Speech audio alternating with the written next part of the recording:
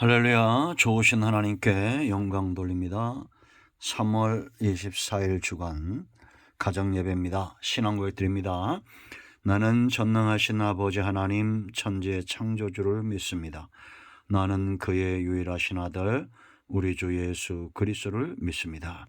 그는 성령으로 잉태되어 동정녀 마리아에게서 나시고 본디오 빌라도에게 고난을 받아 십자가에 못 박혀 죽으시고 장사된 지 사흘 만에 죽은 자 가운데서 다시 살아나셨으며 하늘에 오르시어 전능하신 아버지 하나님 우편에 앉아 계시다가 거기로부터 살아있는 자와 죽은 자를 심판하러 오십니다.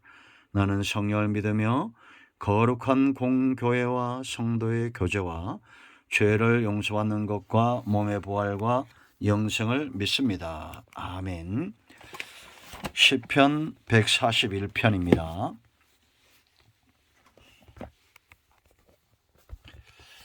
1절 말씀부터 봅니다. 여호와여 내가 주를 불러싸우니 속히 내게 오시옵소서. 내가 주께 부르짖을 때에 내 음성에 귀를 기울이소서. 나의 기도가 주의 앞에 분향함과 같이 되며 나의 손드는 것이 저녁 대사같이 되게 하소서.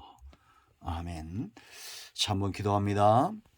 영광을 하나님 앞에 올려드립니다. 온 마음으로 하나님을 사랑합니다. 주의 이름으로 불려지는 하나님의 백성들이 가정에서 예배합니다. 말씀을 열어주시기를 원합니다. 주의 보혈을 의지하고 우리 주님의 이름을 의지하는 곳마다 하나님께서 주시는 응답으로 풍성하기를 원합니다. 시편의 말씀들을 열어주시고 가정마다 예배 가운데 말씀 가운데 견고히 서게 하옵소서. 우리 가운데 마음이 상한 자 병든 자 치유하시고 회복시켜 주시기를 원하며 오늘도 좋은 말씀의 통로만 될 수 있도록 낮추시고 겸손케 하옵소서. 하나님의 말씀하심을 사모하며 기다립니다. 예수님의 이름으로 기도합니다. 아멘. 여러분과 여러분의 가정을 축복합니다. 하나님께서 반드시 여호와 일에 응답 주실 것을 믿습니다. 여러분, 우리가 다윗하면 생각나는 것들이 참 많은데요. 다윗이 가장 잘했던 것이 무엇이라고 생각합니까? 그의 습관과도 같았던 것. 물론 그는 전쟁에서 승리하고 많은 업적들도 남겼습니다. 그런데 그가 정말 잘한 것은 전쟁도 아니고 정치도 아니고 어떤 부를 쌓는 능력도 아니고 다윗이 가장 잘했던 것은 바로 하나님과의 관계를 신실하게 잘 유지했다는 겁니다. 여러분, 하나님과 얼마만큼 깊은 관계를 가지고 계십니까? 가장 중요한 것은 필요성을 느껴야 되겠죠. 사람은 필요치 않는 데는 마음이 가지 않습니다. 하나님이 내게 얼마나 소중한 존재인지 어떤 사람은 나의 주 나의 하나님 여호와로 고백을 하고 어떤 사람들은 외면하며 살아갑니다. 다윗은 그의 입술의 고백이 진실되었는데 나의 힘이 되신 여호와여 내가 주님을 사랑합니다. 이런 놀라운 체험과 그 체험으로 인한 이 관계의 깊은 것은 이것을 가능하게 하는 것들이 있죠. 바로 기도입니다. 기도. 성도는 기도하는 사람이다 이렇게 말할 수 있습니다. 예배의 자리에 기도가 빠지지 않습니다. 우리 신앙생활 전반에 기도는 호흡과도 같습니다. 지금 140편부터 이 다윗의 비탄시인데요. 대적들에게 쫓기죠. 그도 그의 장인에게 또 아들들에게 쫓기고 가장 믿었던 신하들에게 쫓기고 하나님의 신에 사로잡혔던 그 순간부터 좋은 일만 있지 않습니다. 대적들이 끊임없이 일어납니다. 왜 하나님이 이런 어려움 가운데 그를 두실까요? 기도하게 하라는 겁니다. 지금도 마찬가지입니다. 하나님은 우리의 저와 여러분의 기도를 들으시기를 원하십니다. 하나님 앞에 우리 기도가 상달되어야 합니다. 좀 이따 더 구체적으로 살펴볼 겁니다. 여러분, 다윗의 기도는 어떤 기도일까요? 크게 세 가지 특징이 있습니다. 이것을 기억하십시오. 가장 먼저 1절, 2절 바로 분향의 기도입니다. 여러분, 2절 보세요. 나의 기도가 주의 앞에 분향함과 같이 되며 나의 손드는 것이 전약 제사같이 되게 하소서. 분향의 기도라는 것은 마음을 드리는 겁니다. 예배자로 하나님 앞에 서는 겁니다. 지성소 앞에 우리가 성막론을 배웠죠. 분향단이 있었습니다. 거기 향이 올라가면 지성소의 문이 열려집니다. 여러분, 계시록 5장 8절 말씀 보면 어린 양 앞에 내 생물과 24장로들이 있었습니다.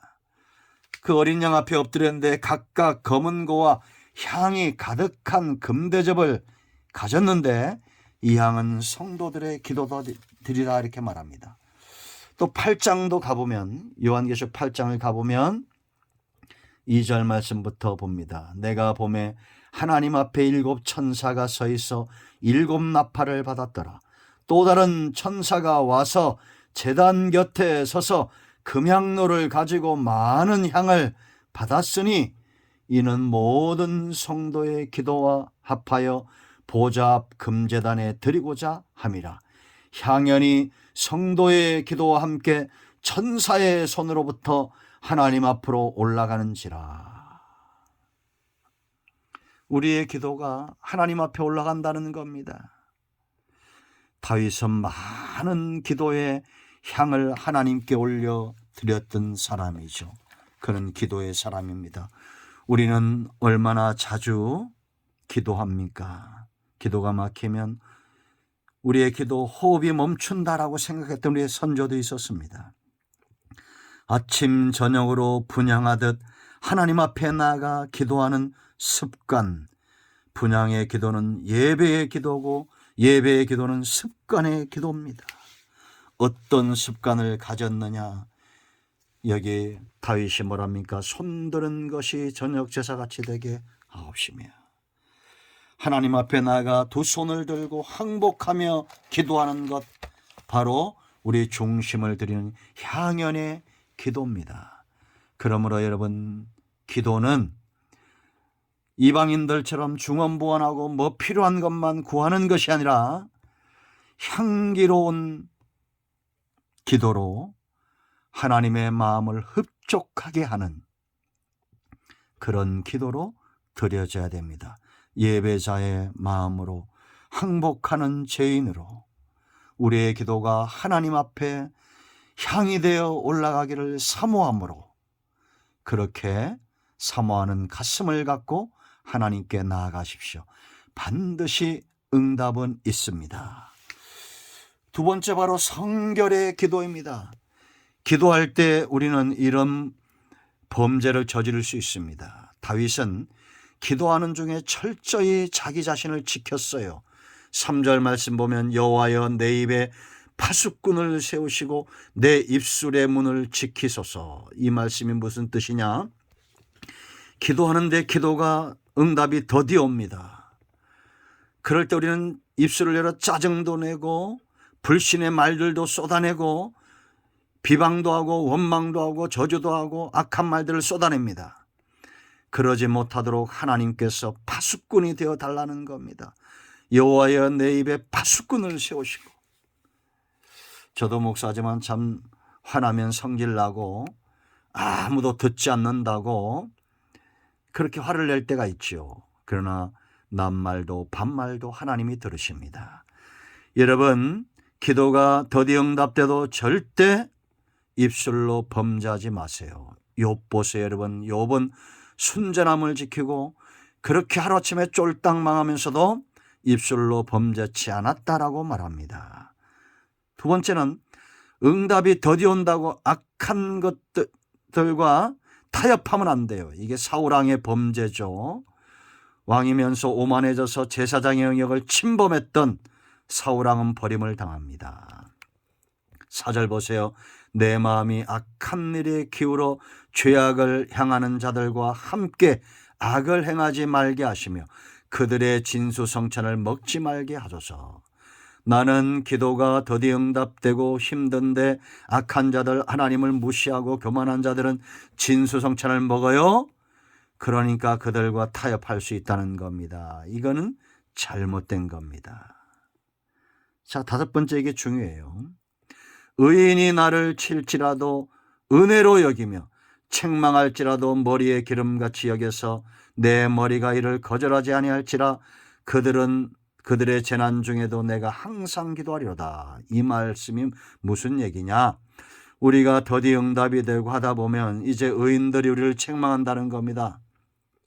네 죄로 인함이다. 이런 문제들 네가 이렇게 잘못했기 때문이다 라고 책망할 수도 있고, 나단 선지자가 또 다윗을 찾아와서 또 책망을 하죠. 그럴 때에 그들을 대적하거나 그 동료들을 비난하거나 때리거나 하지 않고 머리에 기름처럼 귀하게 여겼다는 겁니다. 그리고 그들이 재난당할 때는 그들을 위해서 기도했다는 거예요. 이게 쉽지 않죠. 듣기 좋은 소리도 한두 번이지 여러 번 하면 짜증이 나잖아요. 그런데도 다윗이 우리와 다른 게 이런 겁니다. 그런 비난을 받아도, 사람들에게 책망을 들어도 머리에 기름처럼 귀하게 여기고 그들을 위해서 기도했다는 겁니다. 이런 지혜가 있기를 축원드립니다.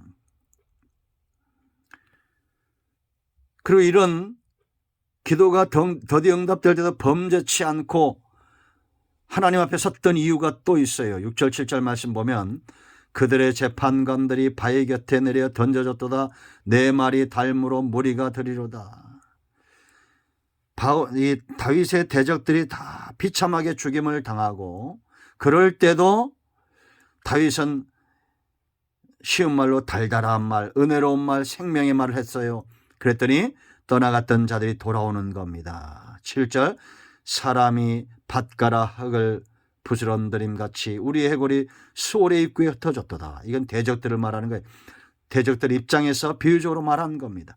다윗을 대적했던 자들이 다 이렇게 수월로 내려갔기 때문에 다윗은 기도가 더디 응답돼도 범죄치 않고 이런 자들과 하나 되지 않고 오히려 하나님께는 간구하고 사람들에게는 달달한 말로, 생명의 말로 그렇게 축복의 통로, 생명의 통로가 되었다라는 겁니다.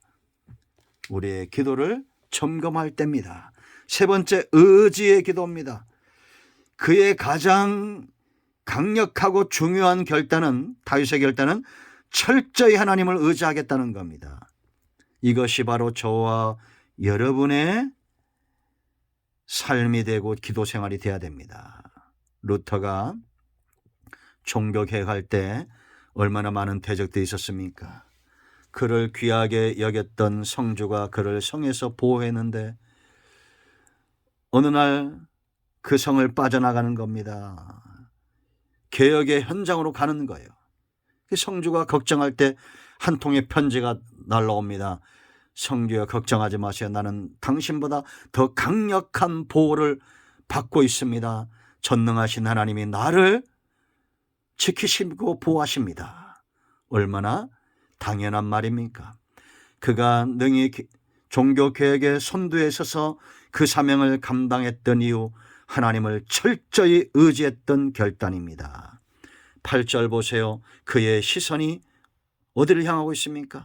주 여호와여 내 눈이 주께 향하며 내가 주께 피하오니 내 영혼을 빈궁한 대로 버려두지 마소서.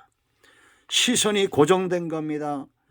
여러분 100m 달리기 하는 사람들의 특징이 있다고 했죠. 앞만 보고 전력 질주합니다. 그런 것처럼 하나님을 향해서 딴 데로 눈 돌리지 않고 고정되어 있는 거예요. 나를 지키사 그들이 나를 잡으려고 놓은 올무와 악을 행하는 자들의 함정에서 벗어나게 하옵소서. 의지하는 이유입니다. 내 힘으로는 이 올무와 함정을 벗어날 수 없는 거예요. 나는 그만큼 연약한 존재입니다. 그러나 하나님은 나를 능히 건져내실 수 있는 분입니다. 10절 보세요. 악인은 자기 그물에 걸리 받게 하시고 나만은 온전히 면하게 하소서. 악인들을 위탁하는 겁니다. 이게 사람들 앞에서는 이렇게 저주하지 않아도 하나님 앞에는 속내를 다 드러내는 거, 이것이 통하는 기도라고 그랬죠. 우리는 악인들 앞에서도 그들을 축복해야 됩니다. 이중적인 것이 아니에요. 거룩한 이중성입니다. 그런 하나님 앞에 와서는 내 아픔과 상처를 그대로 다 드러내는 이런 거룩한 이중생활. 여러분, 기도의 전문가가 되십시오. 하나님 앞에 천사들 가운데 금대접이 있습니다. 24장로들 앞에 금대접이 있습니다. 이 대접에 우리의 향이 얼마나 차여 있습니까? 기도의 향을 가득가득 채울 때입니다. 여러분과 여러분의 가정을 축복합니다. 할렐루야. 오늘 응답이 많습니다. 이제 합심해서 기도하시고 가정의 마무리 기도하시고 주기도문으로 예배를 마치시면 되겠습니다. 아멘. 하나님께 영광 돌립니다.